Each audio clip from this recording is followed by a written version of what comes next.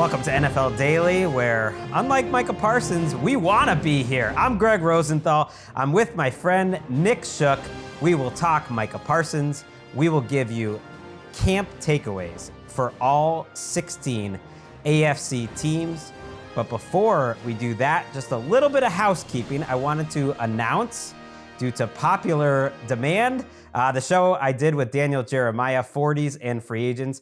It's going to be back for a little preseason preview. We're going to go through all the divisions, talk about some of the acquisitions, how the draft picks are going, how the free agents are going, and that will be dropping in your feed on Tuesday. I bring that up now because I'm going to ask a favor for all the listeners out there. Go ahead and subscribe to the show 40s and free agents. I know we've been posting it in the NFL Daily feed back when we were leading up to the draft, but I want this beautiful baby bird to fly on its own. Yes. Let's prove it to the bosses. Fly. You know, and let's prove we don't need that. Maybe we'll cross-post that first one, but we don't need it. So please, just do me a favor. I don't ask for too much. Go ahead, subscribe, like, give us a review for both shows. And with that, Nick Shook, love you, buddy. How you doing? Well, I'm happy to be here. You know, I was also happy and fortunate to run into DJ in the elevator in Canton at Tom Benson Hall of Fame Stadium on Thursday. Him and Money. They were both, there for the Chargers game, obviously. So while you're not going to be as fortunate as I was to shake hands and joke around and chuckle with the both of them, you can come a little bit closer by subscribing to that show. So make sure you do it. Oh, yeah. I mean, we got to pay like an extra fee to actually get Jeremiah in the studio with me, but we're working on it for some of these preseason preview shows, which I'm really looking forward to. So let's get to it. And I mentioned Parsons, and it's an AFC show, but since we last recorded, that's when the Micah Parsons trade request came in. And oh man, he went full notes app. And if you're watching on YouTube, you'll see just how long and insane this post was from Micah Parsons. But I gotta say, if you went through all of it, it's really worthwhile. What Jerry Jones said before Parsons ever put this out is actually right on. That Micah Parsons is one of the savviest business people in terms of a player and getting his brand out there and getting his opinion. Please take off all that word salad now from the screen. It's giving me a headache. And if you went through it, it really did paint a picture, Nick. And I tend to believe everything that Parsons said, that Jerry Jones and Parsons got into this conversation that he thought was going to be about leadership in March. And then Jerry Jones, thinks he starts negotiating with Parsons, thinks he essentially gets a deal done with Parsons. And when they bring that up to the agent's like, no, you can't be trying to negotiate with my client without me in the room. And that literally the Cowboys haven't sent an actual offer or communicated since, and that's back in March. So it's a peek behind the curtain about how a team that is worth so many billions of dollars operates sometimes like a mom and pop type of organization. Like, oh, hey, yeah, we don't need the agent involved. Let's just get a great relationship and try to take advantage of that with the actual owner. Meanwhile, Micah is saying this trade request is through Stephen Jones. We have submitted it, and I think they're just going to ignore it. But kind of bad job by the Cowboys. I think it makes the Cowboys look bad, which was the idea by Parsons. Yeah, and an old school business person would say, well, this is how business is done with discussions like this. But I push back against that just like Micah did. Micah's very long notes app post there read like an impromptu press conference with himself, because every time he got to a point where somebody might have a counter or a question, he answered it. He laid it all out there point by point throughout the whole thing. And let me tell you, I use the Notes app sometimes when I'm working on a feature. I just have ideas and I'll type out little chunks of stuff. Nothing has ever looked that long with so few paragraph breaks in my life like that. You need a paragraph break on the Notes app. Yeah. Good on him for being honest, though. I'm glad he laid it out there. It's bad formatting. It is. Look, I don't want to even get into the potential trade offers. Like, what would it cost? Multiple first round picks or which teams would make sense. Like we did a, potential landing spots on the site, and the teams that Eric Edholm like threw out there, like the Raiders, the Bears, I think the Chargers were in there. The Bills don't make as much sense to me because they don't have room. Like, yeah, that all makes sense on paper of like who would actually be bold enough to do it and who would have the money. But unlike Terry McLaurin, where I actually think it would make sense for other teams to send that offer, and that the Commanders would have to even just think just a little bit about it if the money's out of control. The Cowboys have shot this thing down so quickly. Jerry Jones could not have been more dismissive when he spoke about it at training camp over the weekend, said, "We're in good shape. It's negotiating. I don't really place that request with any real seriousness at all." So he was just kind of like, yeah, that's nice, Micah. And meanwhile, Micah Parsons, even though he wasn't as active like with his group at practice, he literally is at training camp still. And he was kind of walking around practice, although maybe not as engaged now since he put up that trade request. So as much as Micah Parsons says he does not want to be there, it's just hard not to imagine this just ending in a similar way to all the other Cowboys extensions. It's just a pain, and they're wasting a lot of our time. They are, and we all get tired of it. But when you hear trade requests get submitted by star players, you have to consider 2 or 3 things, which is age of the player, total like potential earning power over the course of their career, how much they're going to cost, and then effective salary cap space with potential suitors. None of that fits with this. Nobody's going to pay or have the money to pay Micah Parsons or give up the draft capital to acquire him in a trade. It's just not going to happen. I had a friend, Browns fan, text me. He's like, "You think the Browns could get him?" I was like, "Absolutely not. You're going to dedicate over $80 million a year to 2 edge rushers? It's just not going to happen." So yeah, I think it's nothing more than, like Jerry said, negotiating. It's unfortunate that it becomes so public and we have to kind of deal with it, but that's the way that this business operates. Myles Garrett did the same thing in February, and look, he got his money. So don't be surprised if Micah gets it eventually. But the biggest difference there is that was before, free agency and the draft, when those picks have a bigger premium. You know who doesn't want to do this trade?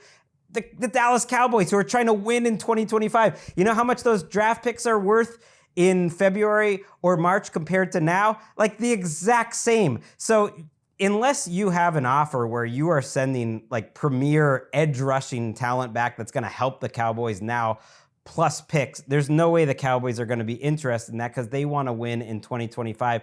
And unlike the NBA, who's planning out rosters into like 2029, 2028, NFL doesn't work like that. They think about today, and that's what the Cowboys are going to be doing. And I really believe if Terry McLaurin has like a 4% chance of getting traded, I'm giving Micah Parsons about a 0.5. So let's get into the notes, because we got a lot. Let's go around the entire AFC. We'll hit every single team, and we're going to ping pong divisions. I start with the AFC East, and it was interesting to see how James Cooks decided to handle his contract situation after practicing fully, Shook, for the first couple of weeks.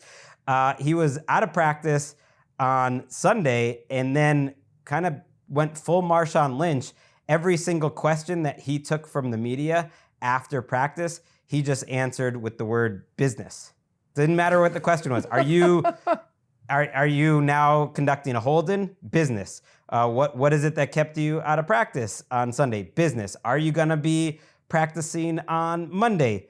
Business. And it's an interesting move. James Cook kind of shows up, shows that he's healthy, he's ready to go, and then kind of pulls the ripcord in the middle of training camp. But it's a camp where a lot of guys have been on the sidelines for the Bills, and one where I don't think he's going to get his money, because I think they like the depth of that position, and that's one where, even more than Micah Parsons, where the hammer of the franchise tag really does not help running backs in these negotiations. No, it doesn't. It takes away some of their power to, leverage a new deal. But I think that the writing's been on the wall with this situation for months, because every time Brandon Beane's talked about it, he's said, yes, we would love to have him. He even spoke about this, I think, last week.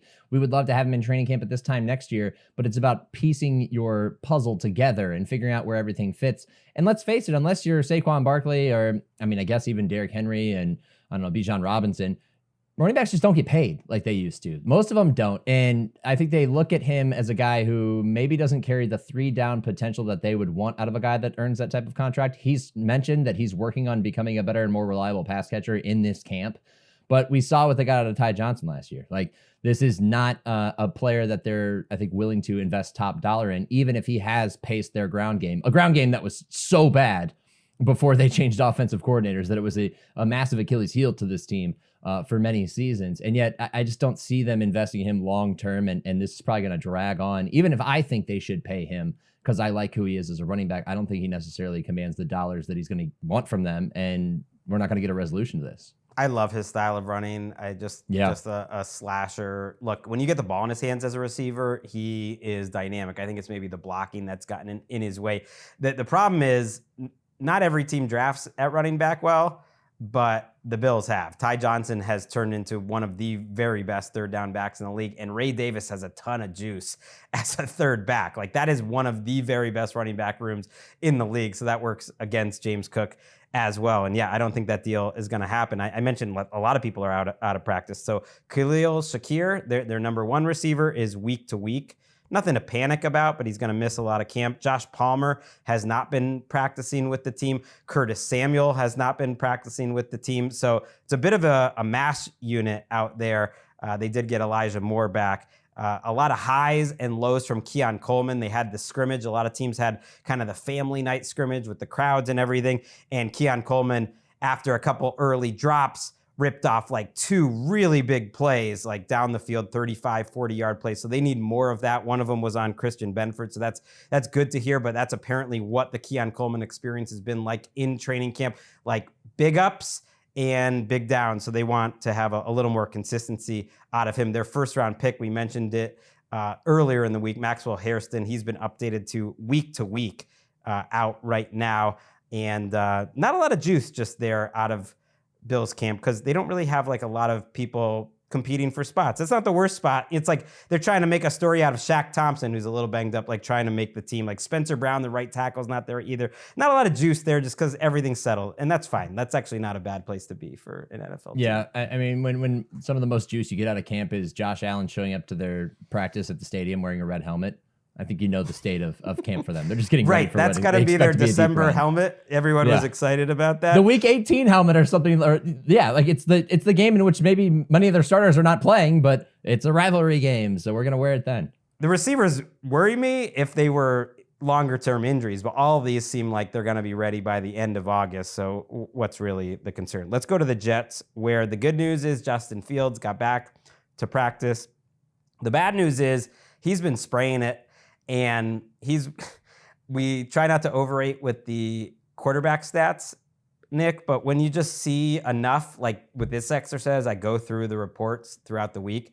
Once you see like 3 or 4 of these days stacking up where it's like, oh, Fields was 2 for 10.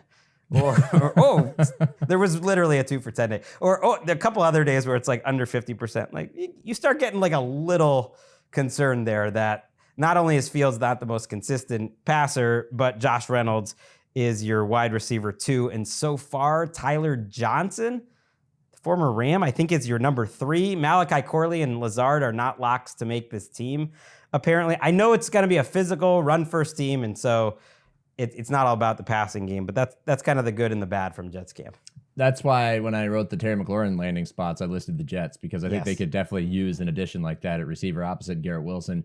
I think you're going to expect this from Justin Fields. I think we know who he is as a passer, and this is going to be a team that's probably carried more by its defense than its offense. But yeah, we are at that point of camp where some quarterbacks in different camps are having those days where the beat writers come away and they're just absolutely just not devastated, but they're just so sad. Like they don't know where the light is. They don't know what to hope for because they've just seen rough play at the position.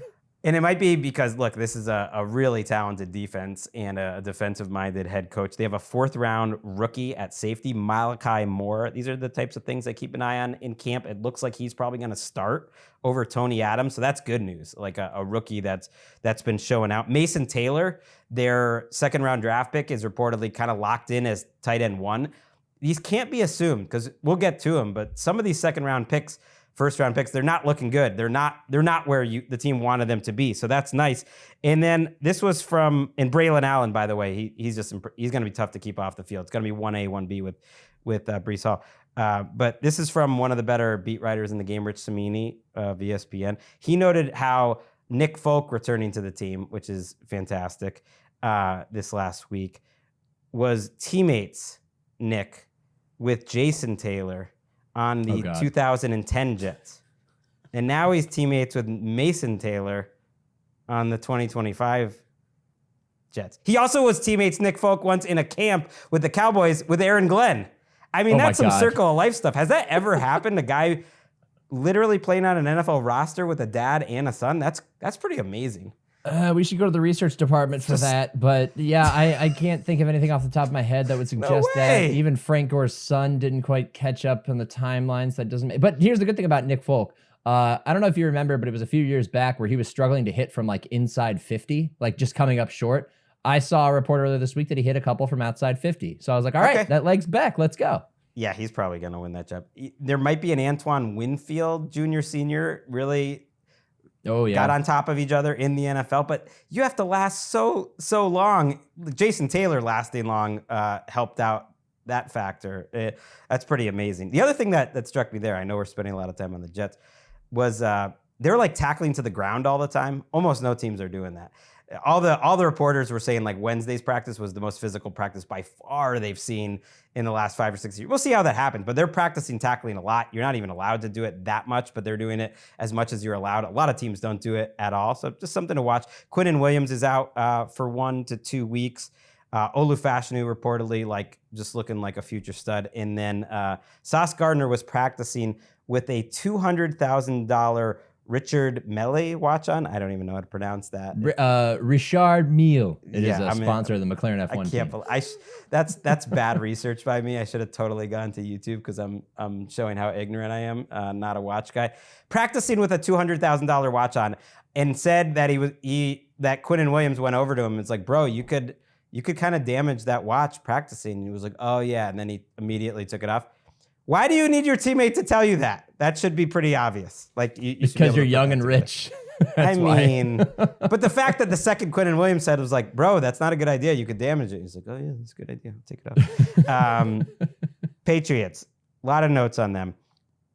Do you think it's good or bad that Jared Wilson, their 3rd round pick, is immediately stamping himself as the starter at left guard? He was a center in college, but it looks like he's going to be a starter right away at left guard. He's looked good at both center and left guard, and I think that's their best matchup.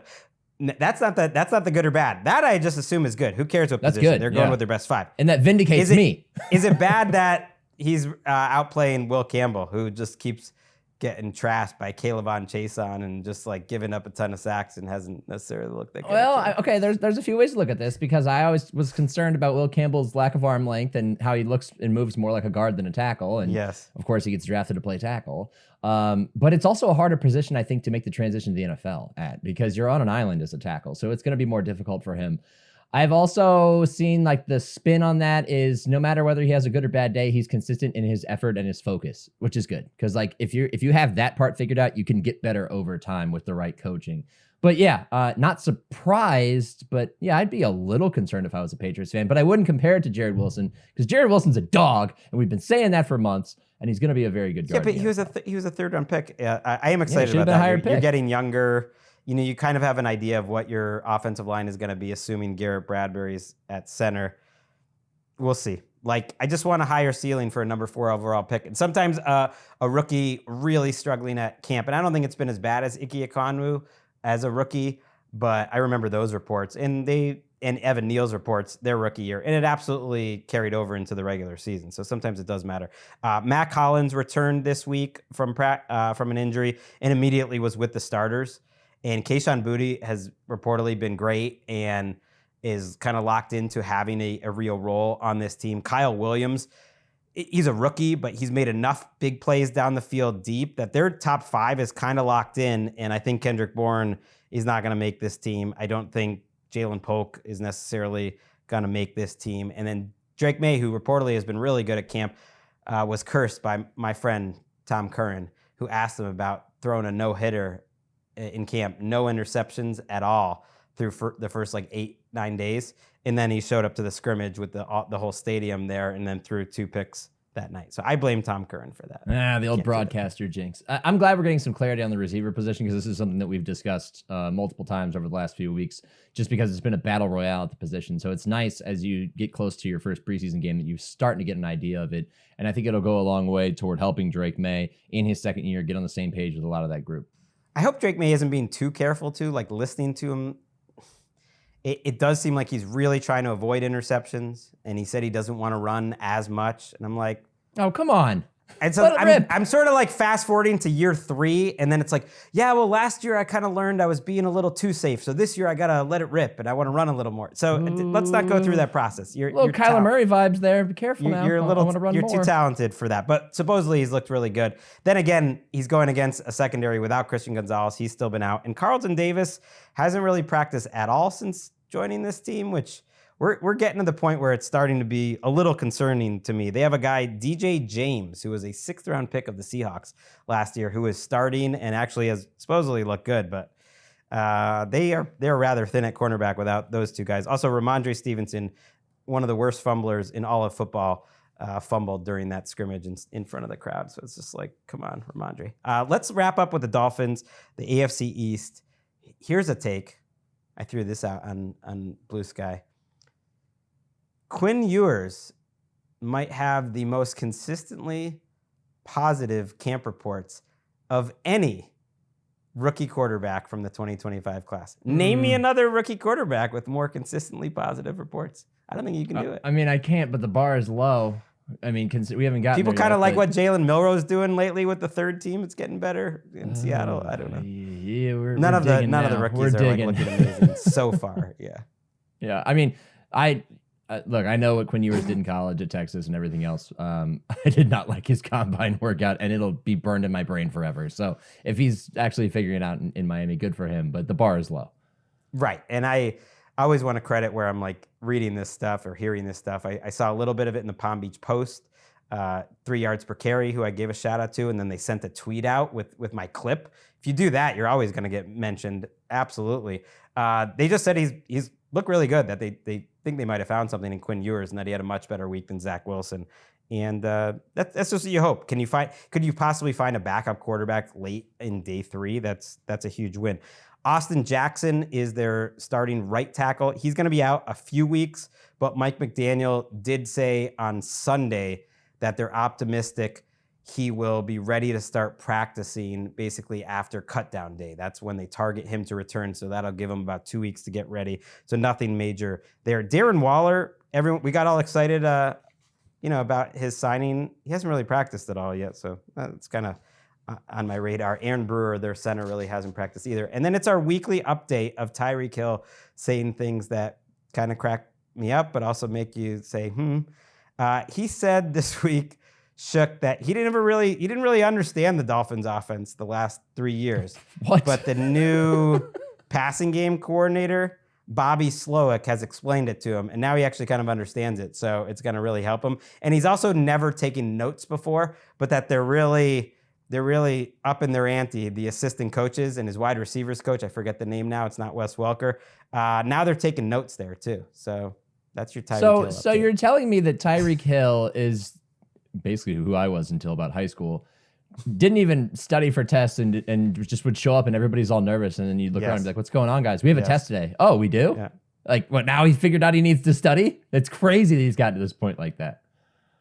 And that, like, he said he didn't really understand the concepts of the team, which to me is just crazy. But hearing a lot of good things about him and especially Jalen Waddle out there. So I actually weirdly do have some optimism, at least about the passing game. I did want to note, Jalen Phillips has been out there practicing, and the aforementioned 3 yards per carry, they've given him their practice player of the day twice. So he's reportedly looked pretty good. And Bradley Chubb is out there practicing. So that's something we haven't really hit, but the health of those two guys is really important. And I have noticed too, Teron Armstead shows up there and is giving tips. Is he going to come back at midseason? Who knows? I don't really know. And a lot of Willie Gay pop. That was a free agent linebacker. I was wondering who would win their linebacker competition. A lot of Willie Gay pop so far for the Dolphins. I said we might do this show in under an hour. Nick, we are definitely not on pace. So we are going to take a quick break, and we're going to come back, and we're going to hit the rest of the AFC.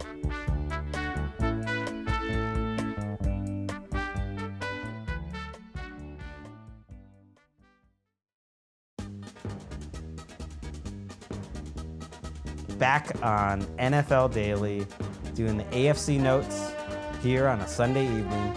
We'll be back with the NFC notes in the studio with the great Patrick Claybon and a very important update on the naming of his fan club. I put it to a poll on Instagram, and we've got some exciting results. And a reminder, everyone, go sign up and subscribe to 40s and Free Agents, my podcast with Daniel Jeremiah. We'll be back this week. And Shooky, you're here. We're doing it every Sunday night. Next week, we'll have some preseason games to recap. But for now, we're talking your favorite division, the AFC North. Yes, we are. Back to the North. And where else to start but Baltimore. All right. Look, we talked about kicking competitions. It's over. John Hoyland's been released.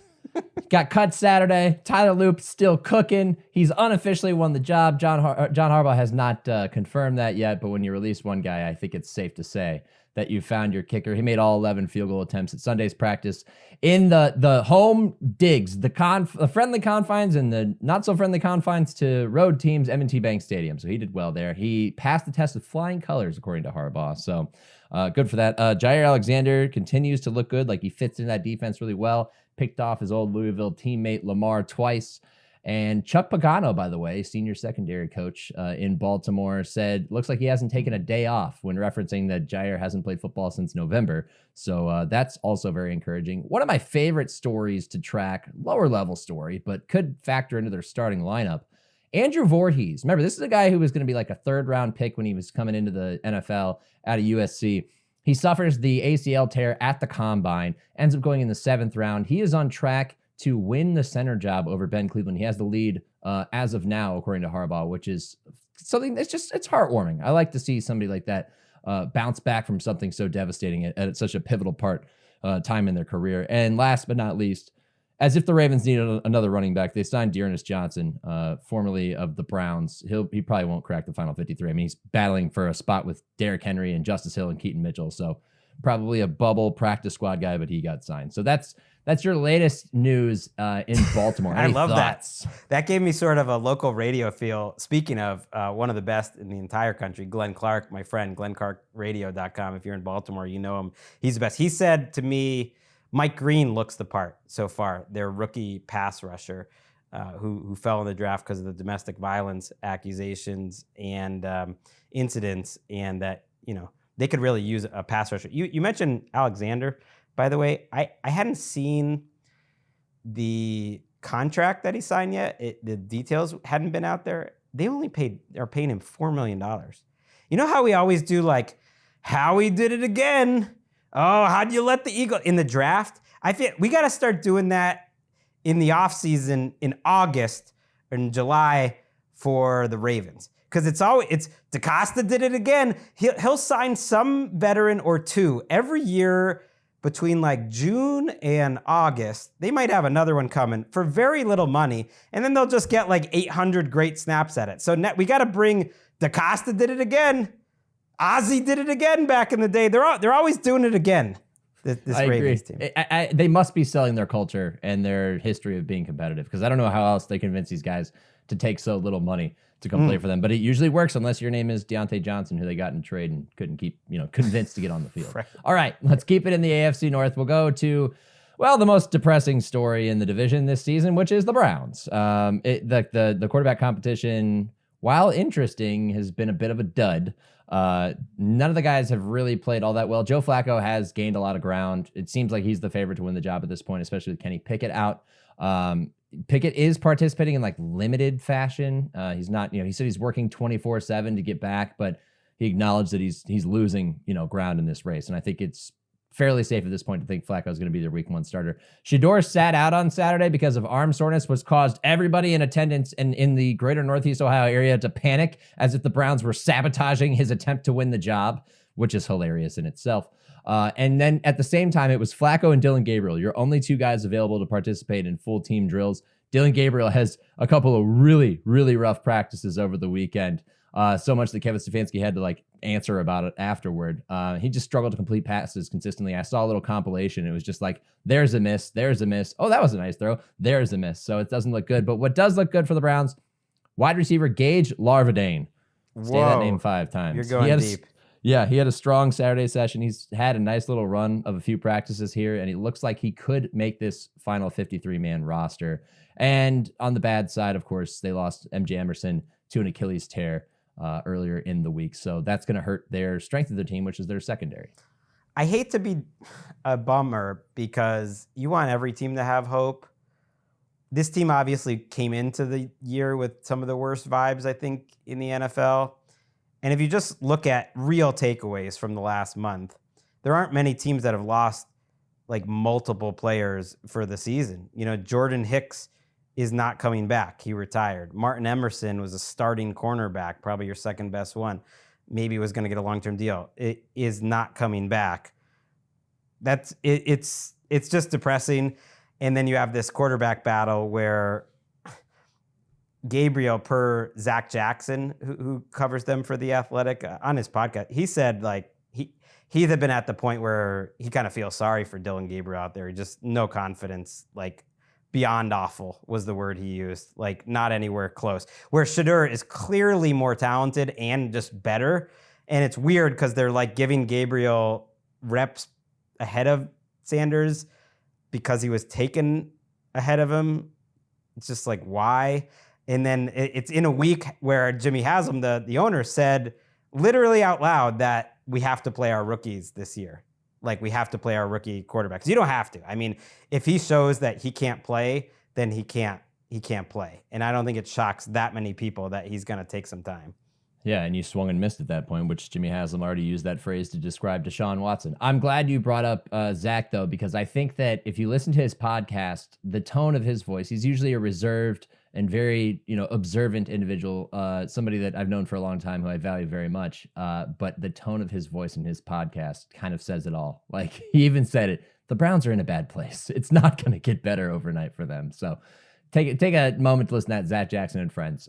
He does a great job of recapping. Can I give you some positives at least? I did, ask our friend Andrew too, and Andrew Siciliano, and he did point out like Schlesinger and Mason Graham are having really good camps. And if you are a Browns fan looking for some hope and something to be excited about this season, if they can get this rookie class to be good between those two guys, and Dylan Sampson's going to have a role at running back, and Harold Fannin has reportedly made some noise at tight end, like, obviously the front office needs it, and they could really use Shedeur, showing up and the shoulder not being an issue and playing eventually. Like, that rookie class is one reason to be excited.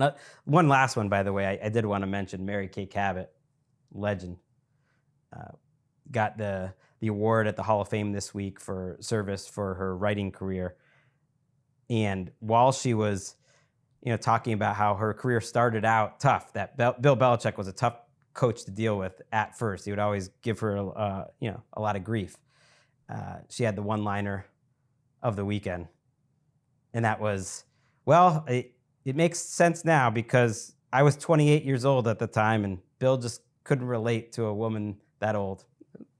Fantastic. No notes. It's great. Zing. Nailed it. I'm sure she didn't expect it to become like national news and pick up by the New York Post, but good job by Mary Kay Cabot, who's been doing a great job for a long time.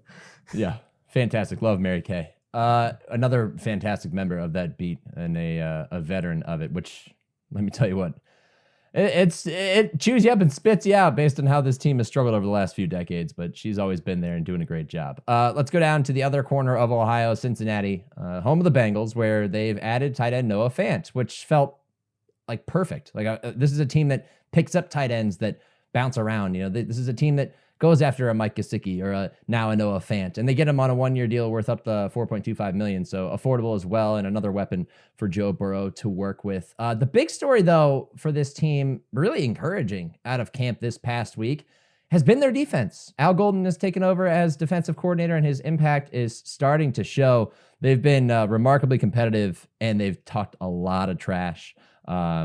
Burrow even commented on it after one of the sessions late in the week. He said, the young DBs are really stepping up and making things tough. Both sides are going to make the plays, but the energy, physicality, and knowledge of coverages has been top level, and that's exciting. And that's huge for them, because if their defense can come back to a competitive level, this team's ceiling goes up dramatically. So it's very encouraging to hear now. Obviously, defense is usually ahead of offenses at this portion in camp, but good things here. Like, it's gotten to the point where the beat there is like, wait, is this defense actually good? So that's good to hear right now. Offensively, Amarius Mims dealing with a minor hand issue and has been replaced by Devin Cochran at right tackle during this portion. And the most worry about this entire team has been their offensive line. They lack experience. They lack proven reliability. It's going to be the big question mark for them. So keep an eye on that because, you got to protect Joe Burrow if he's going to take advantage of all that talent at receiver. So we'll keep watching that. Like, I like hearing that the young DBs are playing with some fire and talking trash to Jamar Chase and all this stuff. Josh Newton has really been with the starters and DJ Turner with the backups, but reportedly he had a good day. But I do kind of just think of the flip side, that if the defensive line is dominating and on paper without Trey Hendrickson, it's not that good of a defensive line. Although you love to hear Shamar Stewart kind of showing up right away and making a big impact. Maybe that's just the offensive line is bad. And on paper, to me, it's bad. Other than Mims, who's exciting, and Orlando Brown is going to be fine at left tackle. He's a little overpaid, but he's fine. But it does make you worry. They're very thin up front, and could we be back to the same old Bengals issues with the line? I don't get that vibe that Joe Burrow is that worried about it, though. Here's just a very quick snippet for you, surprising you with this one, Shook, of him on NFL Network with our Tom Pelissero. For myself, I expect to be close to perfect. I think I'm at that level at this point. I understand the offense. We've been together for a long time. How good does it feel to be able to say, I expect to be close to perfect. At this point, I'm at that level, It's good. That is the confidence fitting of a man who dyed his hair bleach blonde and set off a trend last summer. It's just a confident guy. It's what you want to. That's that he expects perfection, that he's at that level. And I love that. Yeah, I agree. All right, last team in the AFC North is, of course, the Pittsburgh Steelers, where they practice in Latrobe, Pennsylvania, St. Vincent College. James Pierre, defensive back who's fighting for a roster spot, may have an opening to earn a place there, and it's a pretty deep secondary. Corey Trice Jr. suffered a hamstring injury, and that could open the door for him. He's had some nice sessions at the end of this past week. 3 interceptions between Friday, which they played under the lights, Friday Night Lights, and Saturday, starting to make a difference there. We'll see if he can continue to ride that toward a roster spot. It sounds like this defense is ahead of the offense, which is very encouraging for them. We talked about this on the show last week, that that defense just wasn't as good as it was expected to be over the last couple of years. And if they can, with the changes that they've made, if they can become that this year, then again, like the Bengals, their ceiling goes up a lot. Patrick Queen's feeling the good vibes about the unit so far. According to ESPN's Brooke Pryor, he said, I think we're farther ahead than last year, but still not where we need to be, which is good because even that kind of fits with what he said about himself last year. It felt like he didn't get to where he needed to be, and he entered this season feeling as if he was a step ahead or back on track. So now, with all the good vibes in the defense, you have to keep an eye on Alex Highsmith, who suffered what he thinks could be a possible groin injury.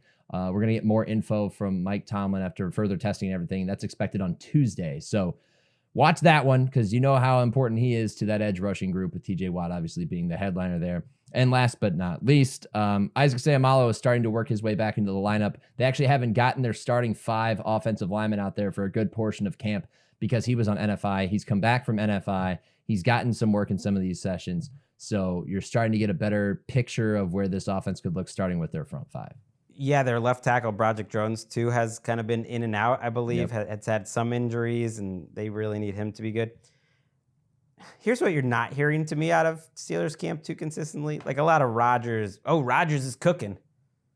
Mark Caboli, who does a good job writing these long notes on Twitter for the McAfee show, like he's noted some positives with Rodgers. Not like Rodgers is struggling, but I just feel like it's optimism season. And if Rodgers was super cooking, we would probably hear about it. It's a lot of DK pop, it's like a lot of slants to DK, a lot of yards after the catch. Calvin Austin might be the wide receiver too. Some Jalen Ramsey pop that he really looks good, which is always good to hear, but not a lot of like Rodgers pop yet. So just something to note. Actually, I did want your thoughts about the story in the middle of the week that they had a personnel package. Forget 12 personnel, which is, taking over the league, which is 1 receiver, 2 tight ends, get heavy, start running. How about 04 personnel? No receivers, 4 tight ends on the field with Jonnu Smith in the backfield as the running back. Give me that. Okay, Arthur Smith has been known to deploy non-running backs at running back. Cordell Patterson manned that role for him in Atlanta and in Pittsburgh. Cordell Patterson has since been Released, by the way. I don't know if we hit that on this show. Like, Yep. literally a guy who will get some Hall of Fame consideration just because he was the best special teams player of his era. We should have mentioned that. Thank you. Got fired on his day off. But we did talk about this tight end group, right? And how it's crowded. Like Pat Freiermuth, Jonnu Smith, Darnell Washington, who I learned last week has the nickname of Mount Washington, which is also a literal mountain in Pittsburgh. Great nickname. And then Connor Hayward, who's been more of an H-back, but one of my favorites since his days at Michigan State. If you're going to find a way to use all these guys, you're going to keep all these guys, and you want to go heavy, why not? Because a lot of these guys can make plays, and they're all kind of different archetypes. And if anybody was going to do it, it's the madman who has made having a mustache quite notable, Arthur Smith. And it makes you maybe a little less concerned about the receiver position. That look, they couldn't find a wide receiver to fill in behind Metcalf, between him and Roman Wilson and Calvin Austin, which you would like, but maybe it's just you're just going to play all those tight ends because that is an awesome tight end room. Like Darnell Washington, if we do Making the Leap on the show, is my Steelers Making the Leap guy. Like I think his ceiling is higher than people realize. And then the other two tight ends are obviously productive, good players. All right, let's go to the AFC West. Let's talk Chargers. So we just saw them in the Hall of Fame game. Won't repeat what we said there, but one thing I didn't mention on that show was Keandre Lambert-Smith, who was the Daniel Jeremiah. He is a ball knower, I got to admit. He put him very high on his rankings. No one even knew who that kid was. Then suddenly the team he works for drafts him. And now he's playing really well, like making deep plays down the field. I didn't mention in that game, he had a really nice slant for a touchdown. And then he also had a long play. And that note that Lambert-Smith making some plays down the field is also repeated by our very own Jordan Rodrigue, who is giving us a camp correspondent bucket of notes here. She was at Chargers camp, so she just texted me some things. So this is from her on Saturday. She said Khalil Mack looked fast. Maybe that he dropped some weight. He's come into these last few seasons like so good, and then the wear and tear tends to wear him down. But she just says he looks really fast, looks good. She noted just seeing them in person, this has to be one of the biggest offenses in the NFL, which is true. They're just like massive. That they're like bigger than the Chargers defense in some spots. It's true. Like their tight ends, their running back room, their quarterback room is huge. Like they're just huge. It's just awesome. In Jordan's words, Trey Harris, he's got some to him. So I don't know exactly what that means, but I think that's a good thing. Trey Harris, that's what he's got to him. And Quentin Johnson at the X right now. No surprise there, but that's what he's got. That's a good thing. That's a compliment. I agree. My favorite thing about this size thing that you just mentioned, that Jordan mentioned, is the fact that I'm at the Hall of Fame game Thursday night, and I'm looking, and I'm tracking the man who plays fullback and also plays defensive tackle. It's Scott Matlock. He wears 44. It's a great football number. Yeah. And I'm watching him just dominate in both sides of the ball, whether he's blocking at fullback. Like he personifies, he embodies this mindset that I think Jim Harbaugh wanted to bring to the Chargers, which is toughness at the point of attack. We're going to win in the trenches. We're going to wear you down. Who cares if we have a guy who's an awesome quarterback in Justin Herbert? We're going to win on the ground and with physicality first, and then we're going to throw the ball on you later. And you're right. It totally is visible in the roster construction, the way they look when they take the field. It's a bit of a throwback, but I like the approach, especially in a division that also has Patrick Mahomes. It's like the counter to that. Right, they don't make a lot of mental mistakes. They don't turn the ball over a ton. Like a lot of coaches talk like this, but Harbaugh, you actually see it. Literally everywhere he's ever been, it actually happens. It seems like it's happening here. It's happening again. I'm falling for the Chargers.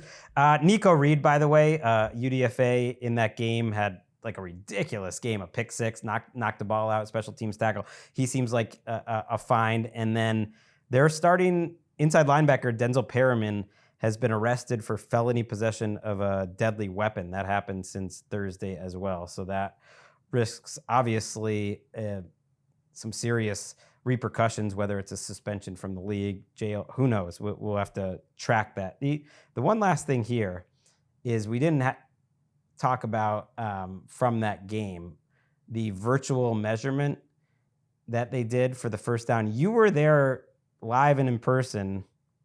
Thoughts on the virtual measurement? It didn't take forever. I'm kind of accustomed to it now with all the replays that we get the NBA and how it stops the game incessantly. But there was a funny moment in the press box where they announced that they were stopping for virtual measurement, and somebody in the front row goes, "For what? Virtual what?" Like making a joke. So I don't know. We'll see. We'll see how it works out this Also, year. the one they Chain used Gang's it still for, there. they were just trying it out. They tried it out last year too, and it didn't work in the preseason. So And it I'm was slow. skeptical. I don't need the game being stopped more times than necessary. So you better have this locked down. Got my eye on you, NFL.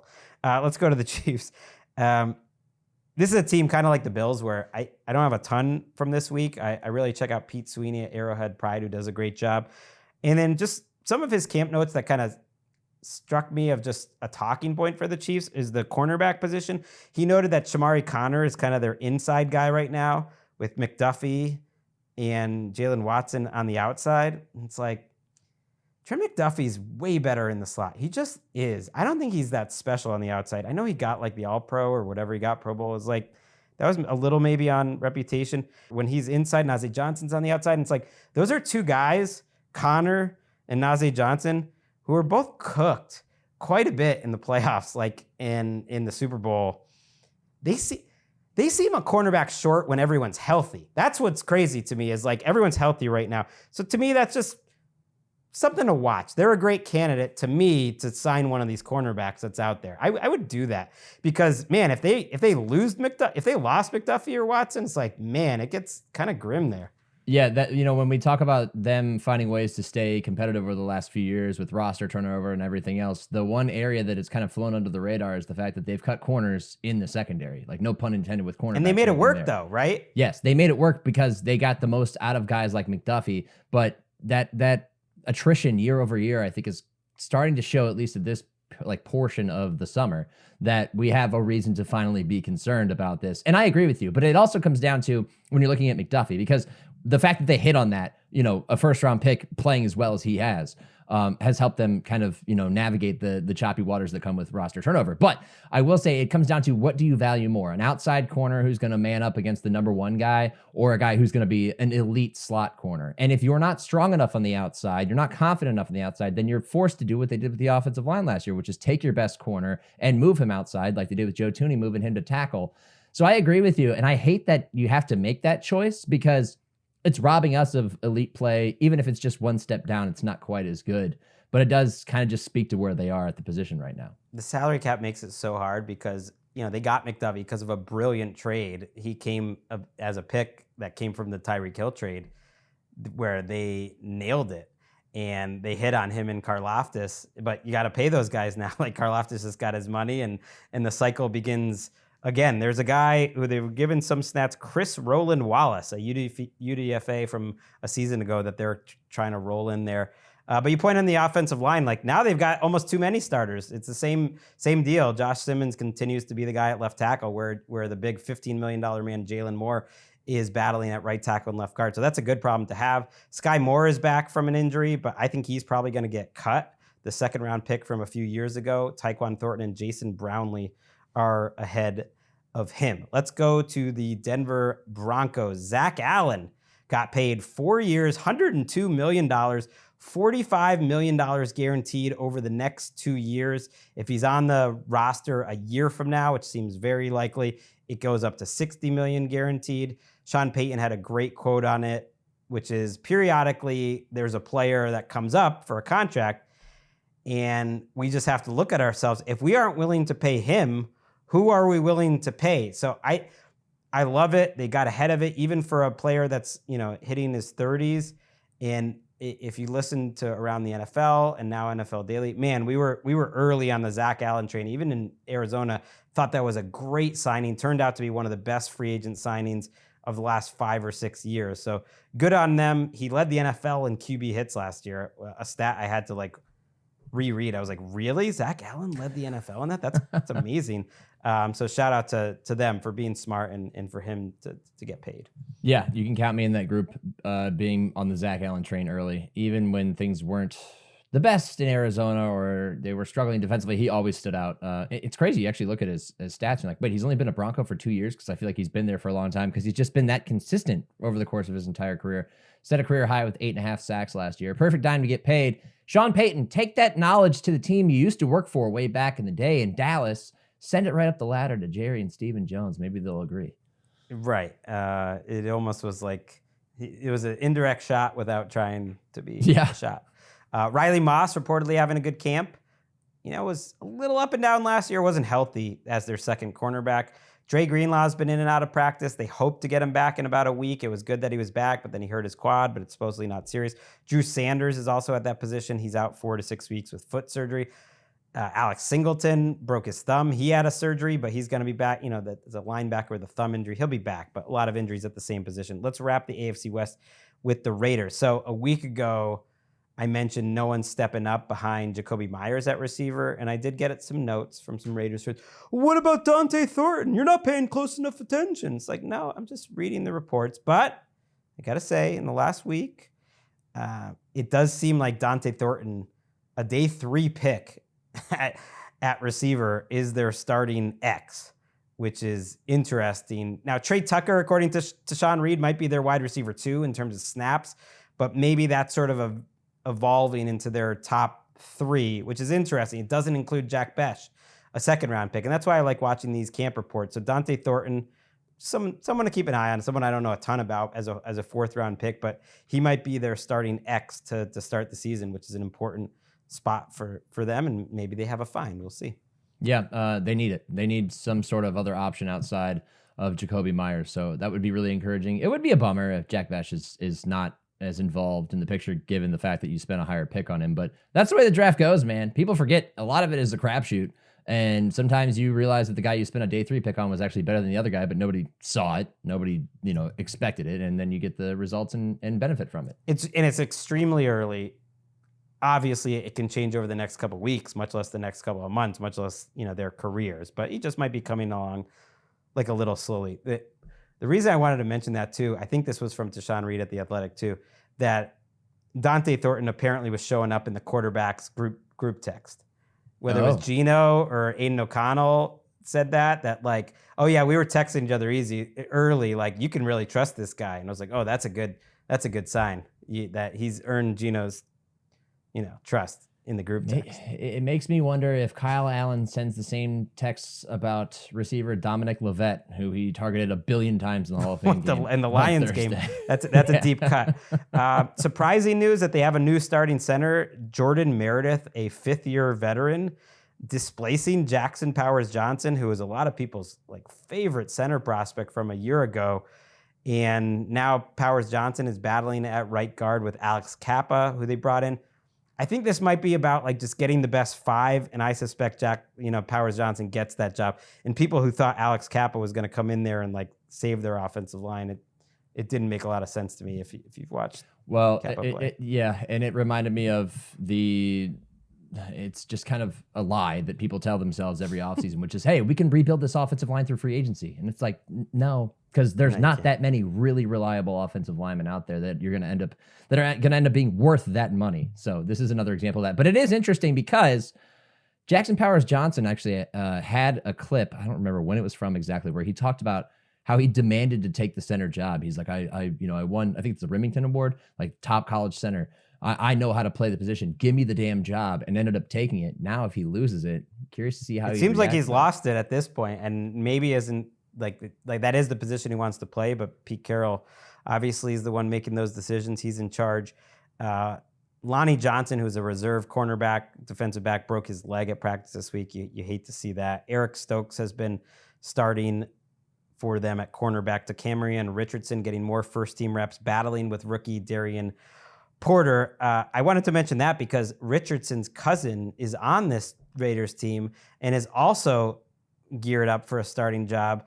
A man by the name of Devin White, who Pete Carroll says is back to his old self. I'm filing this under, I'll believe it when I see it in the actual regular season. It's not a great sign. The guys that they're starting, Eric Stokes was cornerback 5 or 6 on his previous teams, and he's cornerback 1 here. We got Devin White and who couldn't, crack a rotation last year, starting next to Landon Roberts. Like, Pete's got to work some magic. But they're cousins, White and DeCamerion Richardson. So Stokes was a former first-round pick too. Yeah, former Packer. You're okay. buying.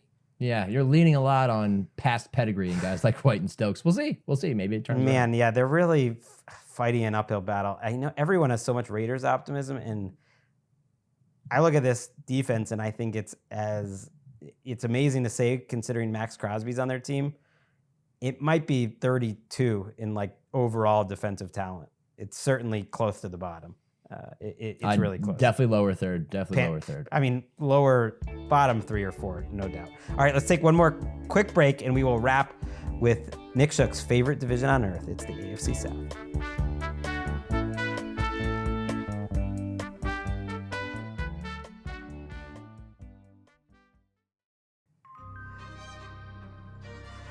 Back on NFL Daily. While we're taping here, we got some breaking news to us. To you, it's old news. It's a contract extension for one of the most underrated players in the entire NFL, Zach Sealer of the Dolphins, getting $44 million guaranteed on a 3-year contract.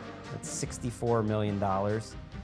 Very similar deal to the one that Zach Allen got. And I'm impressed. And I'm surprised the Dolphins forked over a really fair contract to a guy who's been one of their best players. So shout out to Zach Sealer for making it happen. One of the best players, period, on the Dolphins. All right, let's go to the AFC South, Shookie. Those are my two favorite Zachs who play defensive line in the NFL, so good for both of them.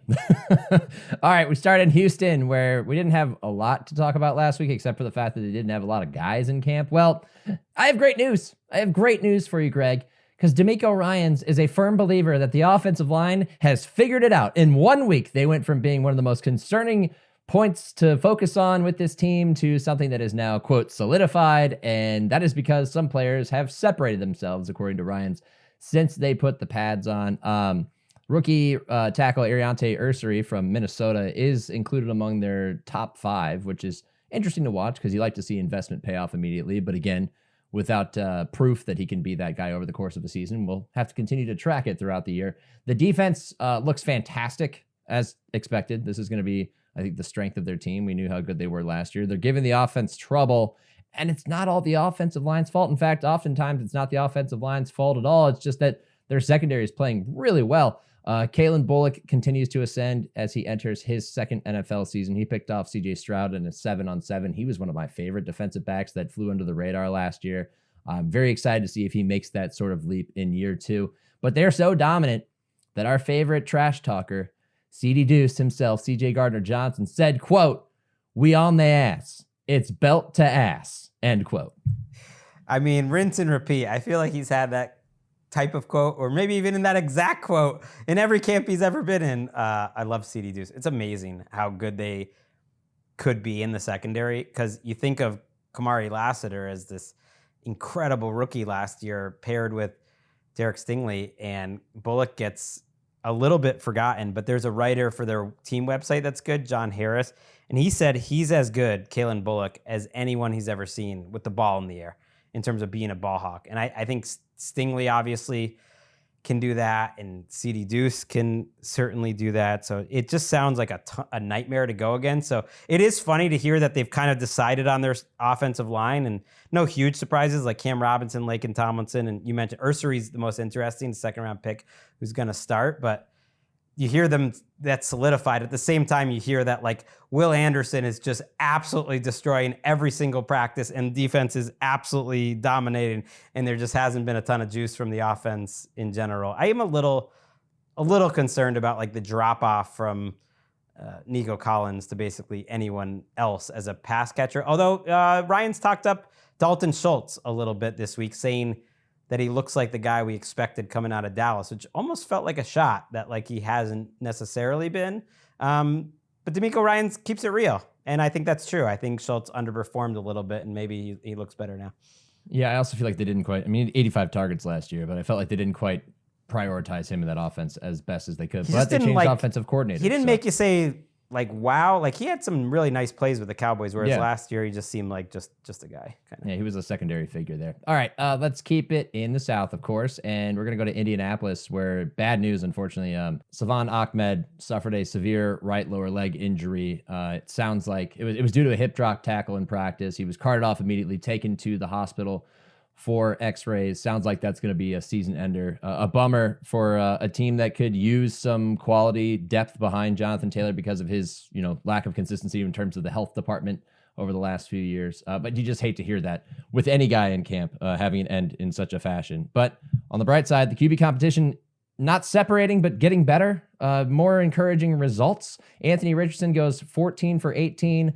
Unofficially, of course, as everybody's hand tracking these. On Thursday night, he threw a couple of touchdown passes. He threw a beautiful deep ball to Ashton Doolin. He threw for a touchdown. He threw another beautiful deep ball to A.D. Mitchell, who needs to make some strides in his second season. Richardson wasn't perfect, of course. He kind of flopped in an end-of-game scenario. I think they put like 46 seconds on the clock, that sort of thing. Daniel Jones was a little bit better in that portion. He finished 22 for 27 and threw a perfect pass to A.D. Mitchell, who sounds like he might be coming around a little bit, but there's no separation, like I said. And I think the real test of this battle is going to come up against quite an opponent in Baltimore when they have joint practices with the Ravens. Other injury-related news, Zaire Franklin returns to the field for the first time after undergoing off-season surgery. Jalen Jones has a concerning hamstring injury, so both sides of the coin there. And last but not least, of course, the first-round pick, tight end, Tyler Warren. He's balling. He made a great juggling catch that they set to cinematic music that they put on Twitter, it's a fun watch. Go check it out. It's beautiful. If you're watching on NFL Daily, you can see the play. We'll take the cinematic music out of the mix, but was an incredible catch on not a great throw by Daniel Jones. It does feel, Shook, like the quarterbacks have been, at least according to the people watching, probably a little better than expected overall. Now, I look at the cornerbacks that are not there, for the Colts overall, and there should be a lot of mismatches for them to pick on. But overall, I feel like, maybe we're at like a slight pleasant surprise on balance, with Richardson maybe having like the slightest of leads. Shane Steichen had a quote during the week that said, "I think everything's cleaner now," talking about Richardson. He's playing at a high level. He's making good decisions with the football, taking completions when needed. It's been really good to see. Now, he followed up that good scrimmage you mentioned with supposedly like his worst practice of the entire training camp, but then followed that up with Sunday. Looked better. Like, it's a process. I'm following these every day. And on balance, I think that's kind of the big takeaway. And I saw this note from Indianapolis Stars, Nate Atkins, where he was like, yeah, Jones has been really solid, but you just kind of want to see him just rip one occasionally, just like go for it. And I'm just thinking like, no. Yeah, welcome to Daniel Jones experience. Ever since that rookie year.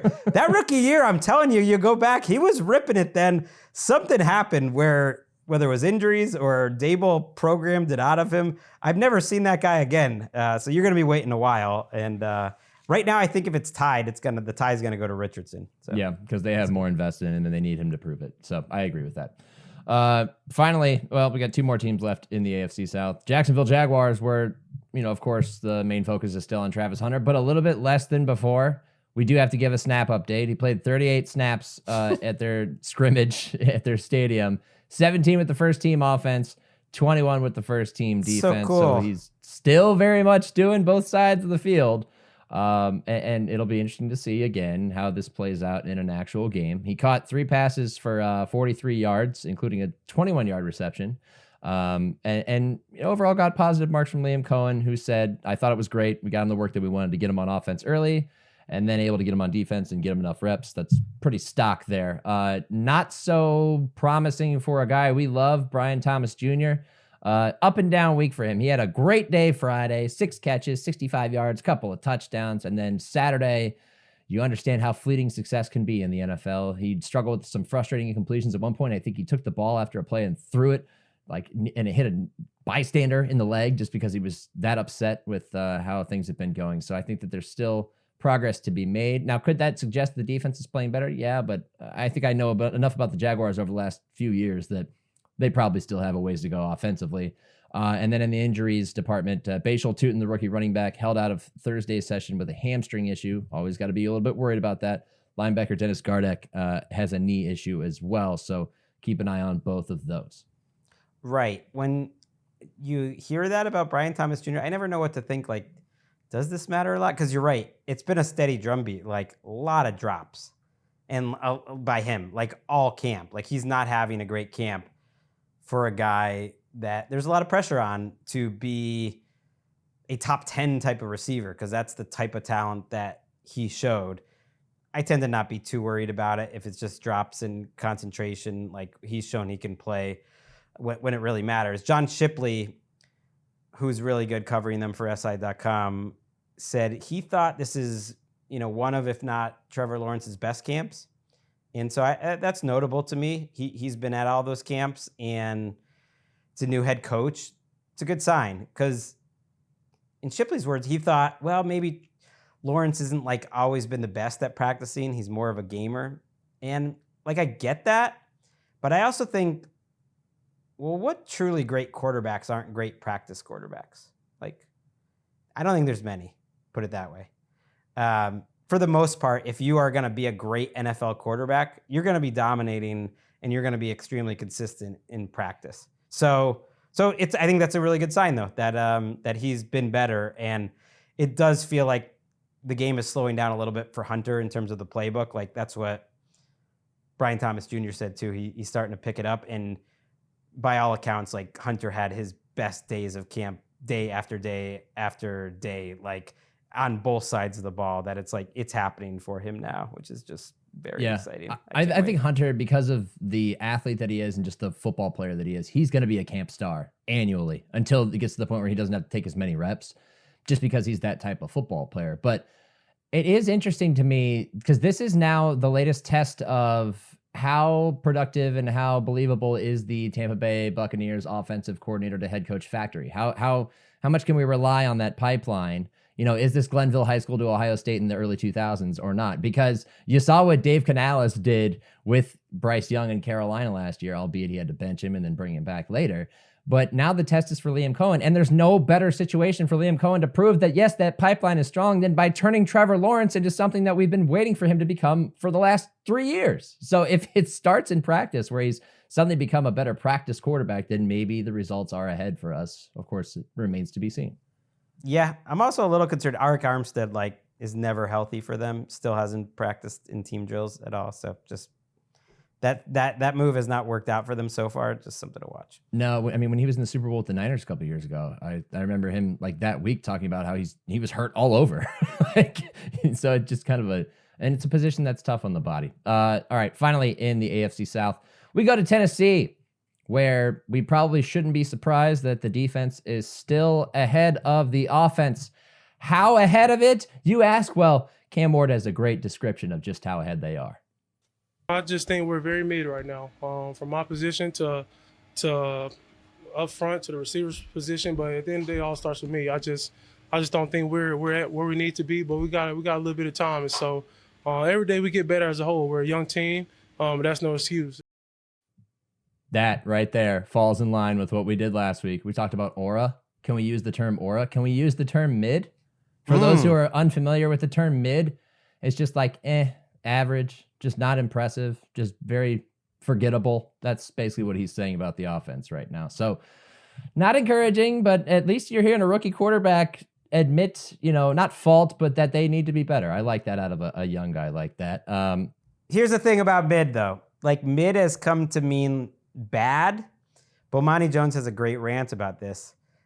But mid is supposed to be mid. It's supposed to be average.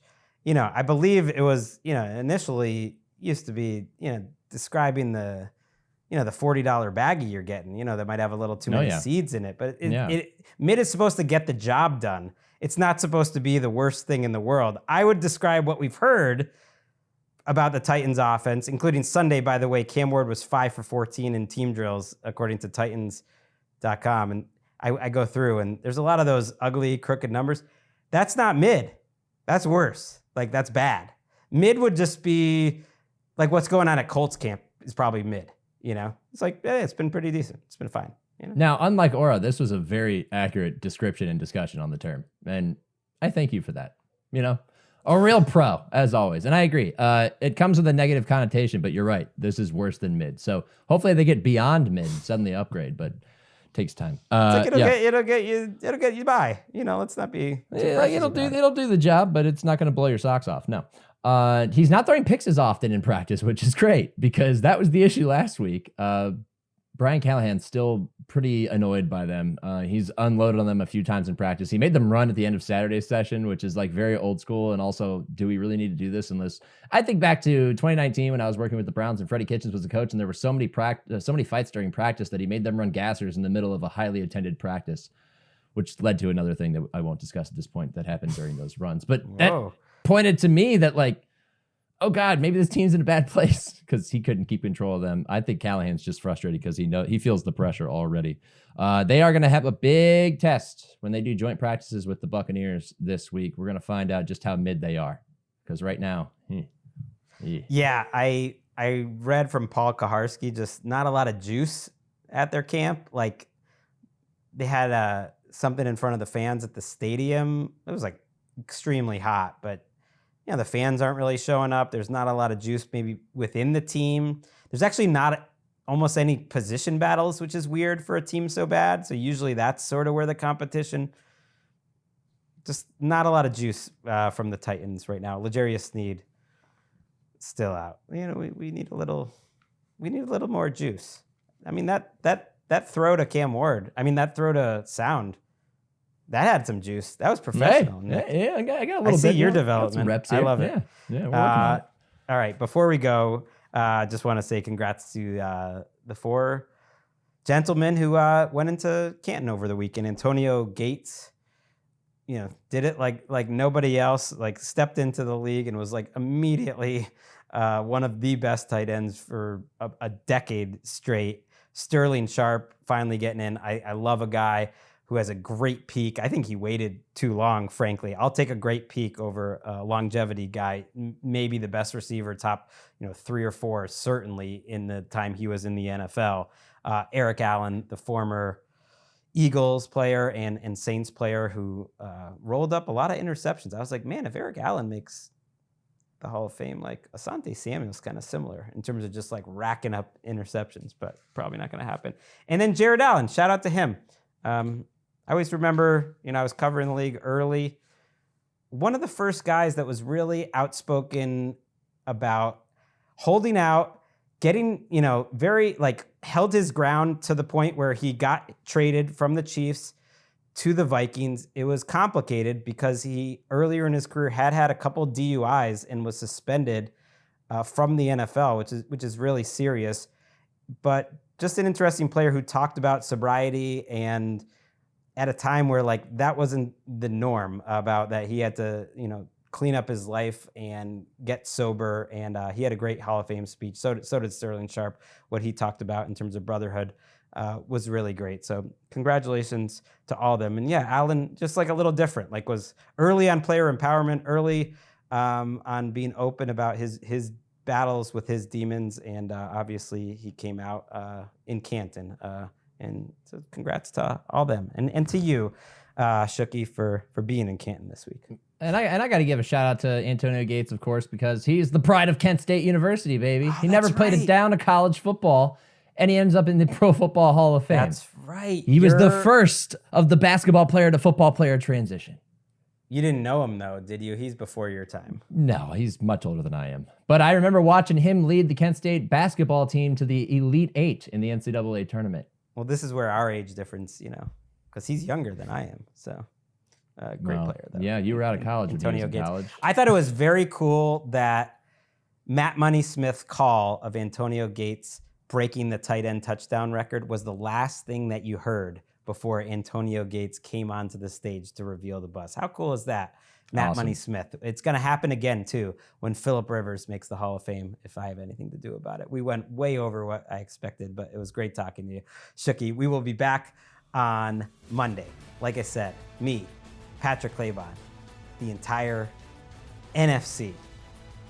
Man, when we're glazing up the Chargers, when we're bored by the Titans, when Shookie's throwing to sound like a pro, man, football is back.